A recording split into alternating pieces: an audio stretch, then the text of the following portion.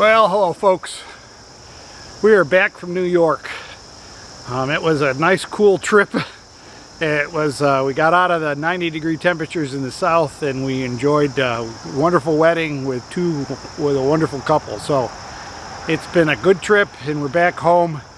The poor A-liner is going to go into rehab. It's in pretty sad shape. It's had a rough summer. It's been all over the place in incredible amounts of rain and a lot of rocky roads and muddy areas, and the inside is just covered in mud and dirt and wetness, and it's got some mildew growing in places.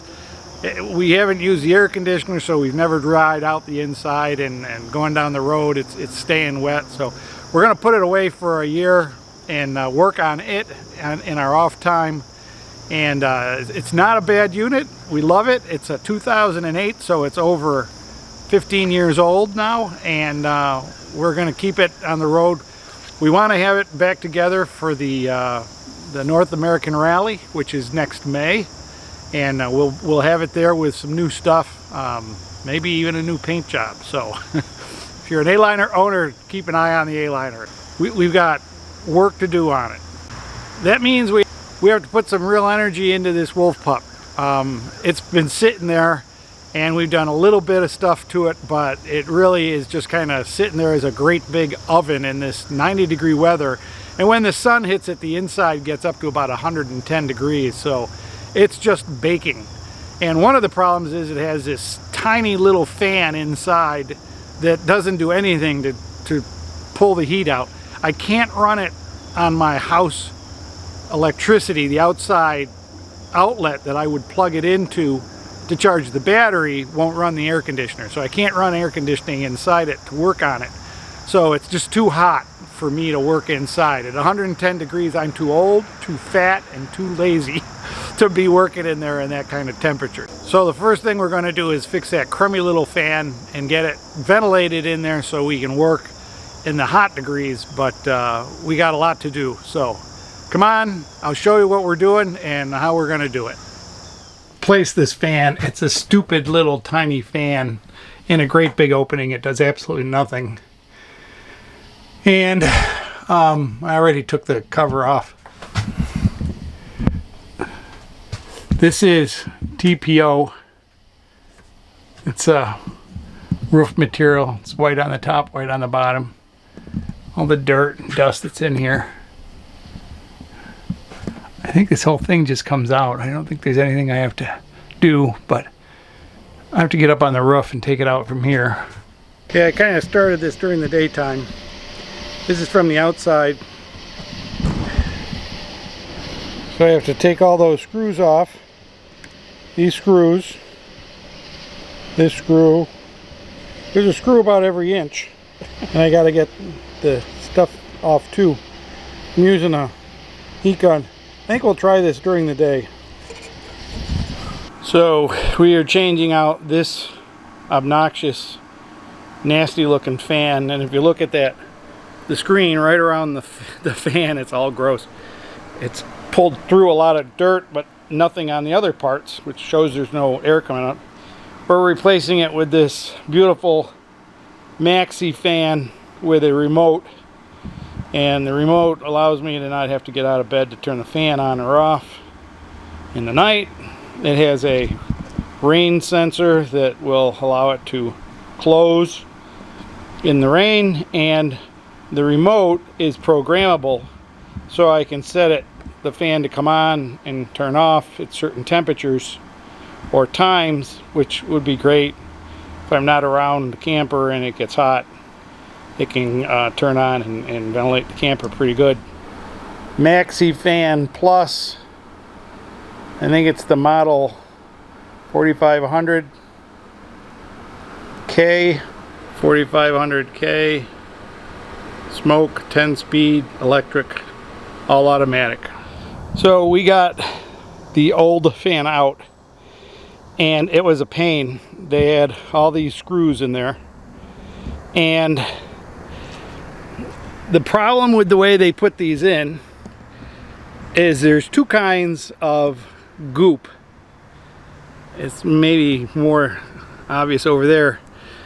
The gray stuff is lap sealant, self-leveling die-core lap sealant, and the whitish stuff is butyl tape, which is gooey as all hell. And as I'm trying to cut the thing loose, the butyl tape just lifts up the roof and you can't get it apart. So I ended up cutting my roof a little bit. But I don't think that's a big issue because the new fan has about a 4-inch overlap. It will cover all this. We'll have all new butyl, all new sealant and everything all around it. So the hole will be sealed up. But there are dozens and dozens of YouTube videos on taking this out and putting it in. They all make it look so easy. And some of them use a multi-tool, which is fun, and it works pretty well if your roof is really flat. But as you can see, I've cut into my roof a couple times with that multi-tool because it just works fast. It just, you don't have time to be real careful with it, and you don't know if you're trying to get the stuff off, you don't know. But the butyl, it just, I don't know, maybe if you freeze it, it would come up. But when it's warm, like it's 90 degrees today, probably it's not 90 yet, it's early morning, so it's probably only about 80. But it's just like working with gum. I mean, it's nothing that's going to help you get that up. And you can rub it with mineral spirits and alcohol and all sorts of solvents for hours and smooth it down, but I don't know about actually getting it up. I'm going to try some acetone on it and hope that doesn't hurt the roof. Let's see what we can do there. Well, this looks like an easy enough job. Just get a scraper and get under there and kind of pry it up. And it isn't bad where you're working with the die core, but as soon as you get to that butyl, you've lost control. That butyl is not going to come up, and pushing on it tears it, as you can see. Now I don't know why they put butyl tape down. I mean, it's a much gummier product. It doesn't harden, it doesn't do anything. It seals pretty good, I guess, but we've got some big tears in our roof, and the new thing comes all the way out to here, so those rips are going to be covered. But it's this isn't as easy a job as YouTube makes it out to be. So you can see what I'm doing. I'm not scraping this up, I'm just prying it up. And actually you can do this with your fingers, and if you've got good gloves, like these are good gloves, you can really just take this right off as easy with your fingers as you can with a tool, and it does much less damage. Now you can see that material is lifting up when I pull on this, and that's the problem. You use a scraper and it bubbles in and the corners rip that, and you don't have much, there's not much choice. I mean, so if you can just do it with your fingers, you're far better off. And I think the heat gun does not help. The heat gun just makes it softer, and it doesn't stick together as well. But see, I got some good pieces in here. I'm moving right along now. But in the initial, I have to pry it up with the scraper, and that's how I'm doing it.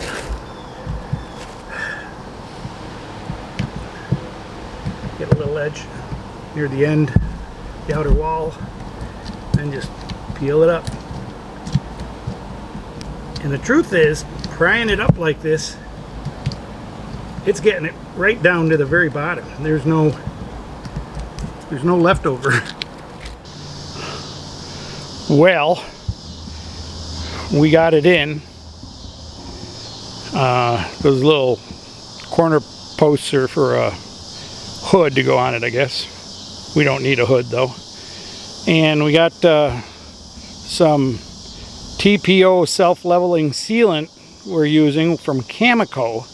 They didn't have the dye core, and I suspect that this stuff is out of date because it is not working the way it should. I think it's probably going to be watertight, but it definitely isn't self-leveling. We'll see how it works. We have to put the inside in yet, and as you can see, it's quite a bit deeper than the old one, so we'll have to put it on the table saw and cut it off. But and we got to hook up the electricity yet, so that's an easy thing with the little snap locks. All right, the fan is in, and it looks pretty good. The last hint on putting this in is when you drop this down before you put this cover on, make sure you have the wires. Have the wires hooked up, because when these come in the box, the wires are taped to the side up here, and you can actually lose them. There's a other YouTube video that showed the girl putting it all together, and then it doesn't work, and she says, "Oh shoot, I forgot to hook up the wires." But it works real good. I'll show you. I have it on auto, and it's cold in here, so it won't come on. But I can turn it on, and it opens automatically. And you can have various levels of speed. You can have it just a little tiny thing, like if you're in the shower and you just want to get the humidity out, you put it on real low. Doesn't make any noise. It doesn't cool off the whole RV. This is 30%. This is 20%. That's 10%. It's just enough to move the air. Now, one thing I did notice is that if it rains or it has dew on the sensor, it closes. And you see this little thing turning here. If it closes in the rain and it doesn't dry off the sensor, it won't open. So you have to come over and turn this, and this will open it. You can open it manually. As you can see, it's opening. So you got to do that to dry the sensor. You can then get up on the roof and dry it yourself, or you can let the sun dry it. But it won't run with that sensor wet. The fan won't run. It'll immediately, if you turn it on, it'll immediately close. So just, that's the only bad thing about it. But you can have the vent open and let air get in there, which is what it's doing now. It's a pretty neat little fan. I like it. It was a couple bucks. It was definitely a couple bucks, but it's a good fan. I leave for a few days, and I get squatters that won't get out of my house. Look at these guys. They don't know where their mother is, but I'm sure she's taking care of them, at least at night. Poor little baby bunnies.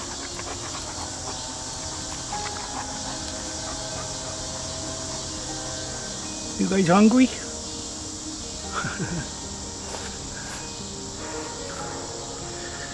Little baby bunnies. Oh, excuse me. Excuse me. Get back in there. Get back in there.